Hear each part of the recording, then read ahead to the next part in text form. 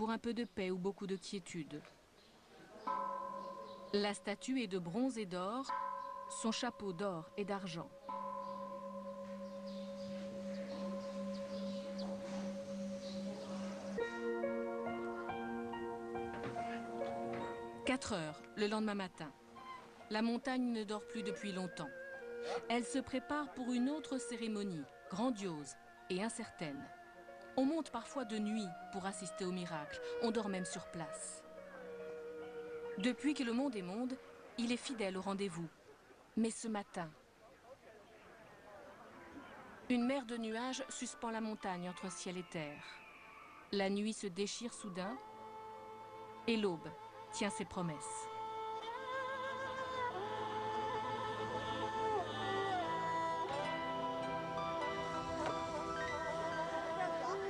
Les photographes n'ont que quelques minutes pour immortaliser l'instant. Au cours des siècles, 5 empereurs ont gravi solennellement la montagne.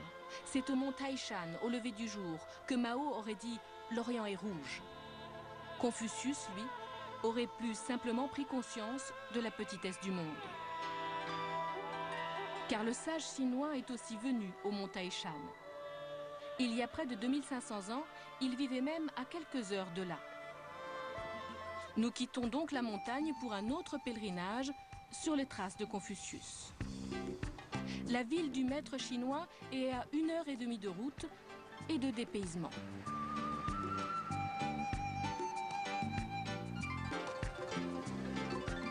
La saison est à la moisson, avec parfois les roues des voitures en guise de batteuses. Nous voici enfin à Tufu, la ville de Confucius. Nous sommes à 800 km de Pékin, au cœur de la province du Shandong.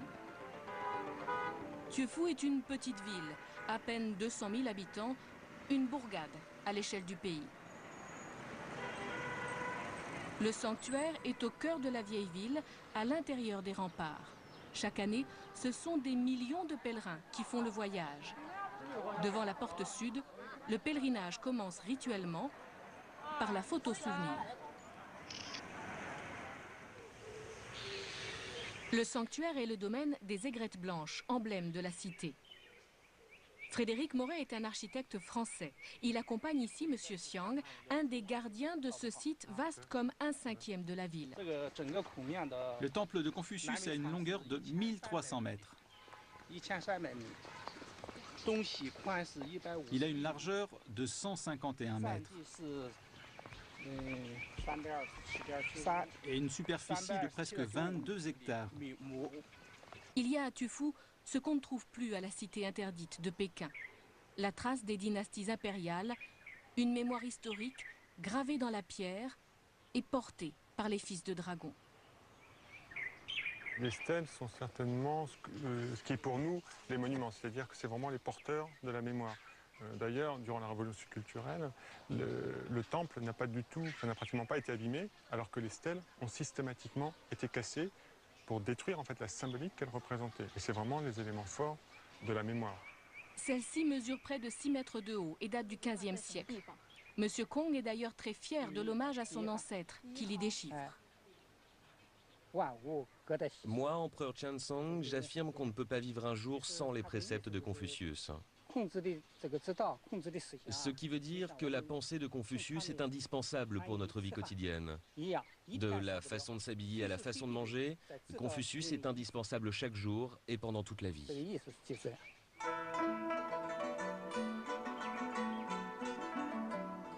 Nous voici arrivés au cœur du site, le grand temple de Confucius. Ici se tient le véritable culte.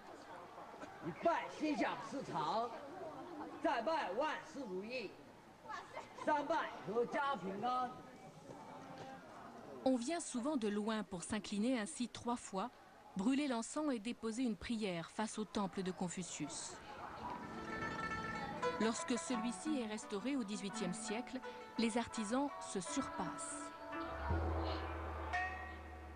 Les colonnes sont de telles merveilles qu'il faut, dit la légende, les voiler de soie lors de la visite impériale, de peur qu'elles n'éclipsent par leur beauté les colonnes de la cité interdite.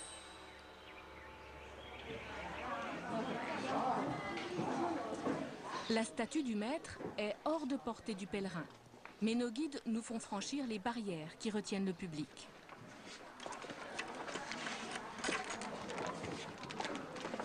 Le privilège est exceptionnel. L'accès au Saint des Saints a longtemps été l'apanage des dignitaires en charge des rites.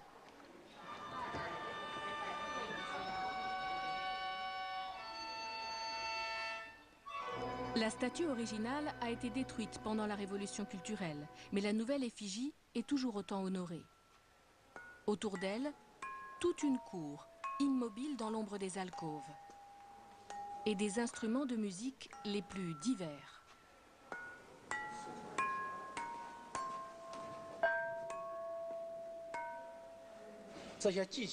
Voilà un des instruments qu'on utilise pour les cérémonies. Il s'appelle un tsu. C'est lui qui ouvre les cérémonies. Je vous montre. On tient le bâton comme ça et on bat la caisse de gauche à droite, puis au milieu.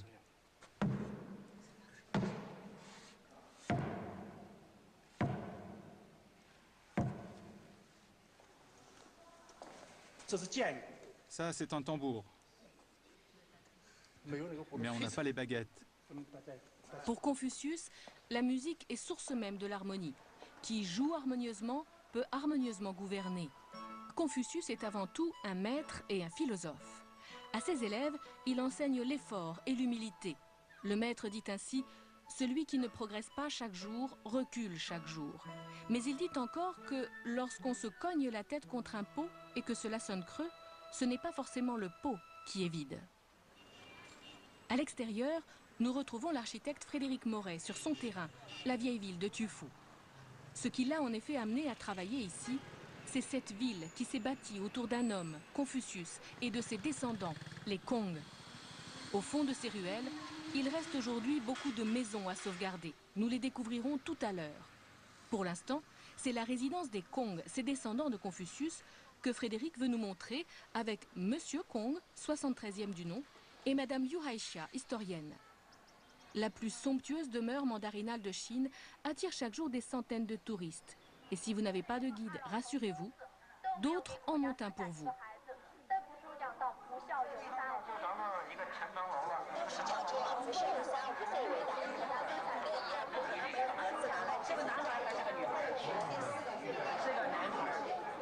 On entend bien les guides?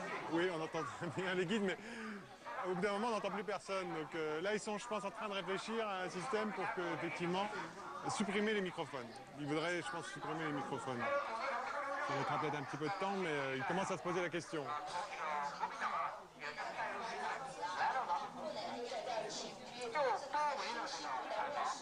Monsieur Kong connaît heureusement des chemins plus calmes.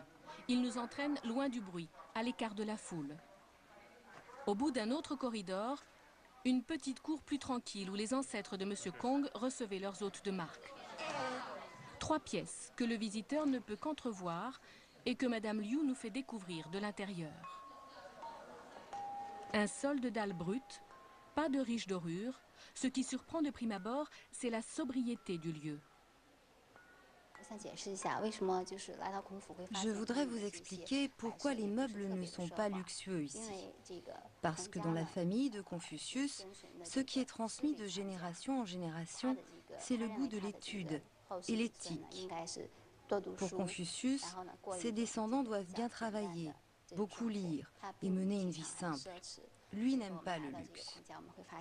C'est la raison pour laquelle les meubles ici sont simples. Les vrais trésors de la demeure sont ailleurs. Ce sont les 4 trésors de l'écriture traditionnelle chinoise, les pinceaux, l'encre, le papier et l'encrier. Écrire. Plus qu'un geste, un véritable art dans la Chine d'hier comme dans la Chine d'aujourd'hui. Les murs sont couverts de calligraphies anciennes. Des poèmes, des citations, mais aussi des textes plus austères. Ces livres portent sur les codes éthiques et sur les rites. Ça, ce sont les entretiens de Confucius écrits par ses élèves.